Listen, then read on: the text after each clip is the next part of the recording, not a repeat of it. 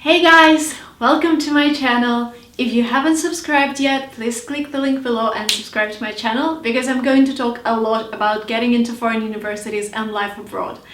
And today I'm going to tell you about American universities and colleges where you can study for free. So if you're interested in this topic, please continue watching this video.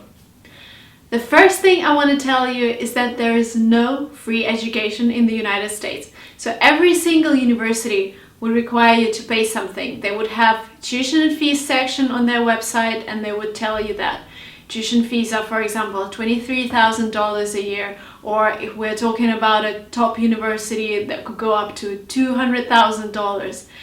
But American education system is nice in a way that they provide a lot of scholarships and assistantships to talented students, and it is possible to study for free. And this happened to me when I got my full assistantship for an MBA, and I got it from the University of Florida, and they provided me with assistantship that helped me cover tuition fees and housing and everything. But I didn't take that offer and I decided to run my startup, but this is a different story, and if you're subscribed, you probably know this story. And today I wanted to share the names of those universities that provide financial aid. Also, I wanted to mention that there are certain profiles of students and it's really hard for those profiles to get that financial aid, because financial aid is provided to special students, especially if we're talking about mid-level universities. They're really interested to get really talented, really bright students in order to increase their ranking, because every single nationality would affect their profile. For example, a university wouldn't want to have 100,000 Chinese students and only have like 2 Russians or 2 Indians. This is why they try to diversify their portfolio and make their nationality mix as outstanding as possible, because as I said, this affects their ranking, and the higher they rank, the more aid they get from the state, the more aid they get from their donors, like students who've already graduated from their college and got a great job and they're donating to their university. And for example, last year, United States welcomed 1 million international students, and those were mostly Indians and Chinese. And if you're not from those countries, you have a benefit. For example, if you're a girl from, say, Kazakhstan, or you're a girl from Uruguay, you would be underrepresented, and every university would want to have a female, because in America there's this thing about equality, and they will want to have 50% of males, 50% females. They want to have people from every single country in the world, not from just China and India. So you have a slightly better chance of getting in and getting financial aid. And on the other hand, if you're an Indian male with background in IT, that will be a bit tougher. So your test results like TOEFL, GMAT, GRE have to be really high. And talking about financial aid, so first group of universities are universities that are kind of first league. They are Stanford, Harvard, all the names that ring a bell in every single person's head, and that they're really high ranked and you would get great job offers. And these universities don't consider your financial abilities when accepting you. What happens is you apply to Stanford, you get accepted to Stanford, and then Stanford asks you how much does your family make per year? And if this number is below 65,000, then Stanford is going to say, hey, we're going to provide you financial aid. If that's above 65,000 a year, then they would probably tell you that, hey, you're able to sponsor education yourself. And this is how it works with majority of those high league universities.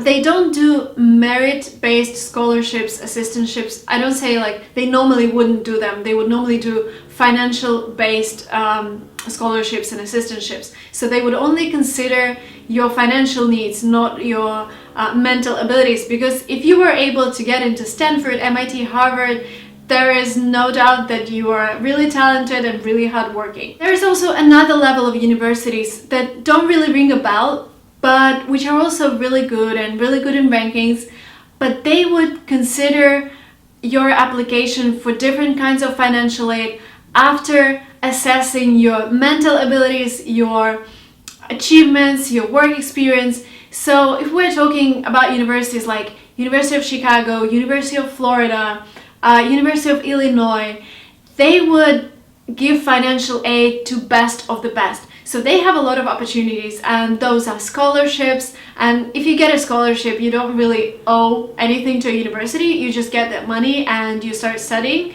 But if you're getting an assistantship, that means that you would have to work around 10 hours per week, and you will be either helping a teacher during the lectures or doing some administrative work like filling in applications or checking applications from other international students. But assistantships means that you are doing something for the university, but they are pretty generous, so they would also cover your tuition fees, and sometimes they would give you money for living and for accommodation. And so these colleges would assess if you're the best of the best, and only the best of the best would get that financial aid. So when applying, I would recommend you to really pay attention to what kind of financial aid the university provides. And if we're talking about, not those Stanford, Harvard universities, like Ivy League universities, if we're talking about University of Florida, Michigan State University, University of Chicago, please make sure that your application is brilliant. Also, it's important to notice that PhD students get funded in 90% of the cases. So if you're applying for a PhD program, no matter what university you're applying to, you would probably get all your costs covered by the university, because when you're doing your PhD, it means that you can give something back to the university and you can do some work, and university can pay you back. When we're talking about master students, yes, it's possible to get financial aid, but I can say that 90% of students are funded. But it's possible, and there are a lot of opportunities for graduate studies. But when we're talking about undergraduate studies, bachelor programs, this is a bit tough. So we have a student, my company helps people to get into American universities, and we have a couple of cases when one student got assistantship during her bachelor studies, which is really rare, because when you're a bachelor student, you just got out of school. You don't really know how academics work, and it's really unfair to make you work 10 hours per week in addition to studying. So assistantship is not really common for bachelors, but scholarships are the most common types of financial aid for bachelor programs, and we have a student who got a full scholarship to study in Yale, and she was really brilliant. So I would say like maybe 5 to 10% of students get funded, and you have to be really outstanding to get funded for your bachelor. But there are also colleges who provide financial aid for bachelors for everybody. And one of the colleges is Berea College, and they actually state that tuition fees are $23,000 a year, but they provide assistantships to every single student, and you end up paying just $1,000 in your tuition fees. So almost free. And there are plenty of those colleges, but also make sure if you've been to the United States on a work and travel program, or if you've had any difficulties entering the US, if you had visa refusals, or I don't know if you've been deported. I hope you haven't been deported, but if you had any problems with crossing borders with the States, it might be possible to get your F1 visa refused if you're getting into like something like colleges that are almost free for everybody. But if you are accepted to Stanford or Harvard, I hope there won't be any problems. I'm not a visa immigration specialist. I'm just talking about cases that we've had, and just make sure you haven't had any problems with visas before if you're getting into that college that provides financial aid to everyone. And I also wanted to give you some numbers, like how much universities actually provide. So I just told you that Berea College provides around $22,000 for everybody. And if we're talking about University of Chicago, they provide around $44,000 on average financial aid. And their tuition fees, they provide $48,000, and their tuition fees are around $45,000. So that means on average, they would partly cover your accommodation costs, and there are plenty of students who get all their costs covered. So it's worth trying to get into University of Chicago. Yale University would provide around $55,000 per year. Our student got 60,000 per year, so she also got her accommodation covered. Duke University would provide $53,000 per year, and actually, just the best thing to do is actually ask a university how much they provide in terms of financial aid. They would also have this information on their website.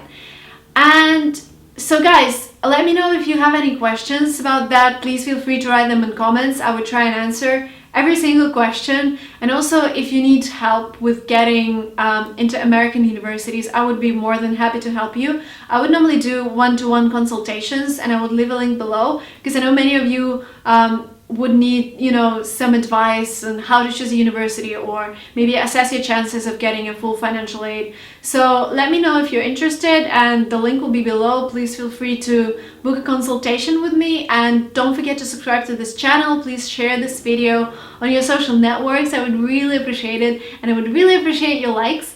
And I hope to see you in the next videos, and if you have an idea for a next video, please write it below. And have a great day, and follow your goals, follow your dreams. Bye bye.